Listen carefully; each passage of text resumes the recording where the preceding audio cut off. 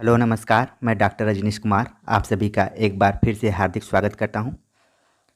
हम कथा साहित्य के अंतर्गत उपन्यास पर बातचीत कर चुके हैं। उसी क्रम को आगे बढ़ाते हुए कहानी से संबंधित प्रमुख पात्रों और उनकी पंक्तियों पर विचार करेंगे, जो कि आगामी प्रतियोगी परीक्षाओं के दृष्टिकोण से महत्वपूर्ण साबित हो सकते हैं। चाहे वो लेक्चरशिप का एग्ज़ाम हो, असिस्टेंट प्रोफेसर का एग्ज़ाम हो, या फिर पीजी प्रवेश परीक्षा संबंधी जितने भी परीक्षाएं होने वाली हैं, सबके लिए इम्पोर्टेंट ये लेक्चर सीरीज साबित हो सकता है। तो आप सभी को पसंद आ रहे होंगे जो भी ये सीरीज चल रही है लेखक और पंक्तियों से संबंधित। कमेंट्स कर ज़रूर बताइए। चलते हैं, देखते हैं आज कहानी में कि कैसे सवाल आते हैं पंक्तियों से और किन किन कहानियों से आते हैं, जो कि आपके लिए प्रतियोगी परीक्षा के दृष्टिकोण से महत्वपूर्ण कहानियाँ होंगी।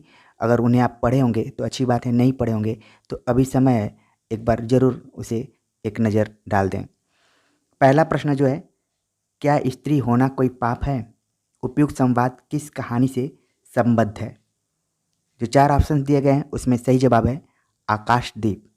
आकाशदीप कहानी 1928 में प्रकाशित हुई थी। इसके जो कहानीकार हैं जयशंकर प्रसाद, वही जयशंकर प्रसाद जिन्होंने कामायनी लिखा है और छायावाद के प्रमुख कवि के रूप में जाने जाते हैं। लेकिन उन्होंने लगभग सभी विधाओं में काम किया, कविता के क्षेत्र में तो किया ही, इसके अलावा नाटक, कहानी, उपन्यास में भी अपने हाथ को उन्होंने आजमाया और कई बेहतरीन कहानियाँ उन्होंने लिखा है, जिसमें से आकाशदीप नाम की कहानी फेमस है। लगभग सभी पाठ्यक्रमों में इसे शामिल किया जाता है।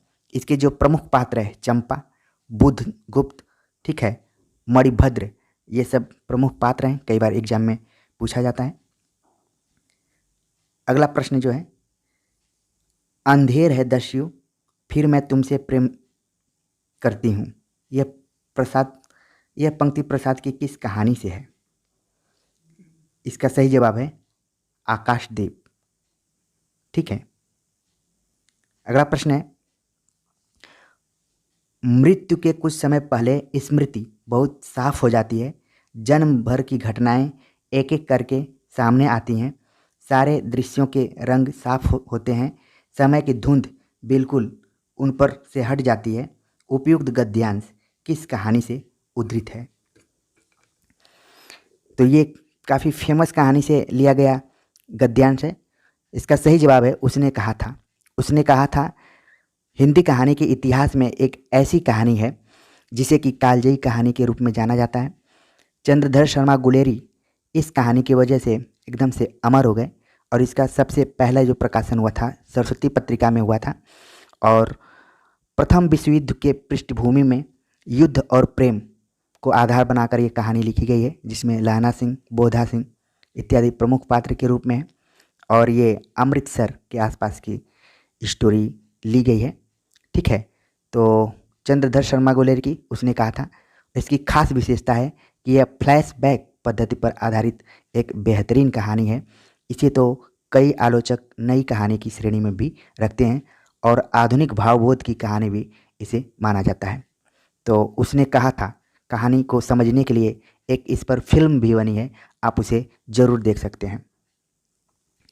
अगला प्रश्न है, अगर दोनों साधु होते तो उन्हें संतोष और धैर्य के लिए संयम और नियम की बिल्कुल ज़रूरत न होती, यह तो इनकी प्रकृति थी, विचित्र जीवन था इनका। उपयुक्त कथन किस कहानी से उद्धृत है? तो ये जो कहानी है, ये जो गद्यांश है या फिर अंश यहाँ पर पूछा जा रहा है कि यह कथन किस कहानी से है, तो इसका जो सही जवाब है वो कफन कहानी। कफन कहानी प्रेमचंद द्वारा लिखी गई उनकी आखिरी कहानी है, जिसका प्रकाशन सन 1936 ईस्वी में हुआ था। और इसके जो प्रमुख पात्र हैं घीसू, माधव, बुधिया के रूप में जाने जाते हैं।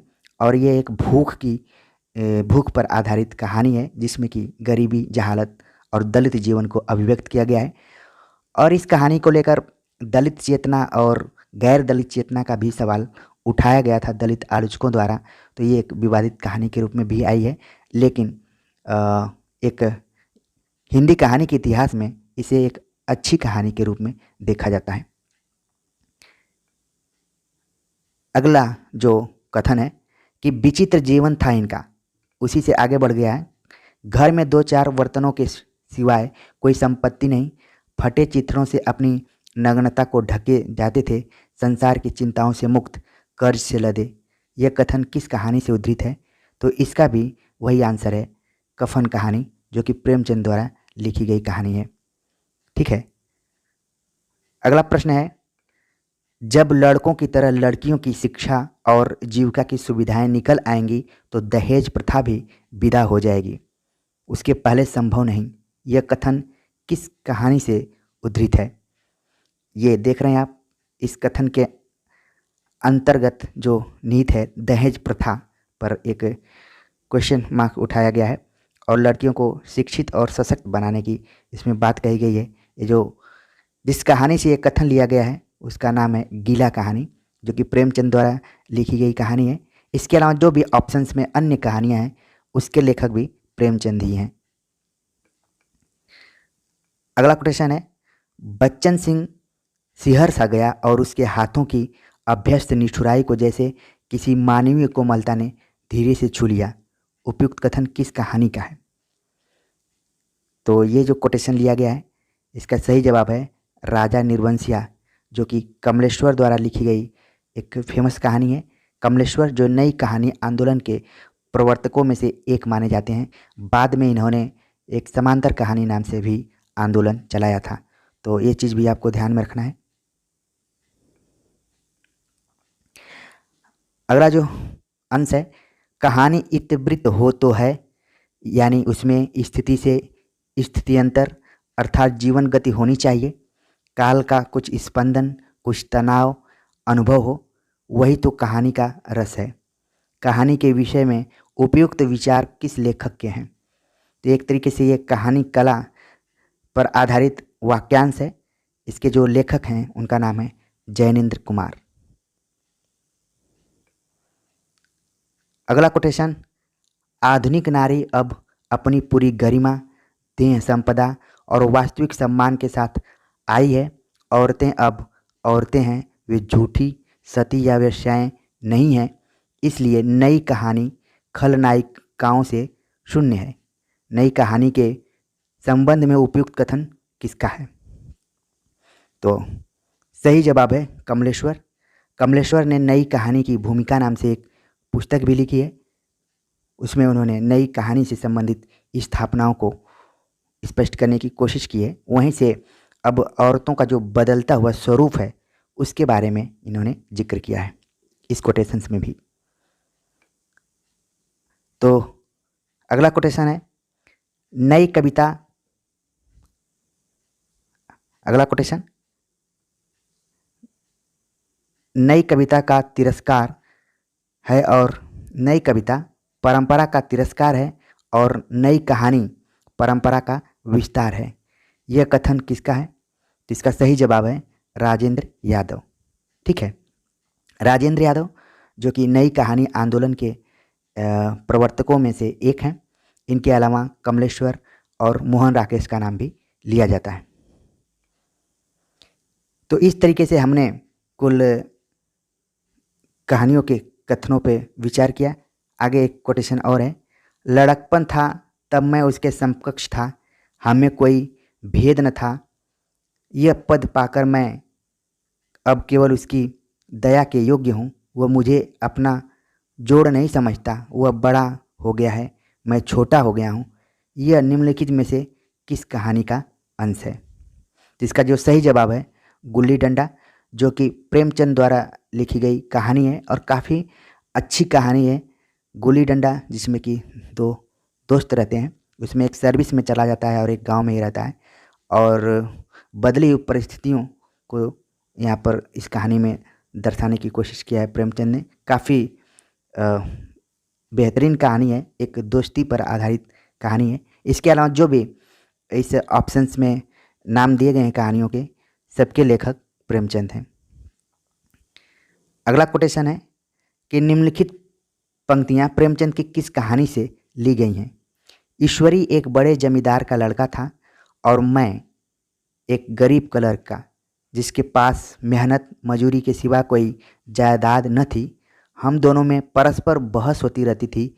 मैं जमींदार की बुराई करता, उन्हें हिंसक पशु, खून चूसने वाली जोंक, वृक्षों की चोटी पर फूलने वाला बंझा कहता, वह जमींदारों का पक्ष लेता, पर स्वभावतः उसका पहलू कुछ कमज़ोर होता था। ये कहानी किस कहानी से लिया गया है कोटेशन? तो ऊपर ही बता दिया गया कि इसके लेखक प्रेमचंद हैं और नशा नाम की कहानी है प्रेमचंद की, उससे इस कोटेशन को लिया गया है। तो इस तरीके से हमने कुल प्रमुख कहानियों की से संबंधित कोटेशंस को देखा। उम्मीद है कि ये लेक्चर आप सभी को पसंद आया होगा और कहानी पढ़ते समय कैसे मेन पॉइंट्स को नोट किया जाए और नोट्स बनाया जाए, ये आप सभी को धीरे धीरे समझ में आ रहा होगा, क्योंकि आगामी जितनी भी परीक्षाएं अब होने वाली हैं, अब उसमें सीधे सीधे प्रश्न पूछने की गुंजाइश अब कम हो रही है, क्योंकि अब वन लाइनर ढेर सारा हो गया है। अब टेक्स्ट में घुसकर सवाल पूछने की कोशिश कर रहे हैं जितने भी एक्सपर्ट्स हैं। तो कमेंट्स कर बताइए कि ये लेक्चर आपको कैसा लग रहा है। मिलते हैं नए टॉपिक के साथ, तब तक के लिए नमस्कार।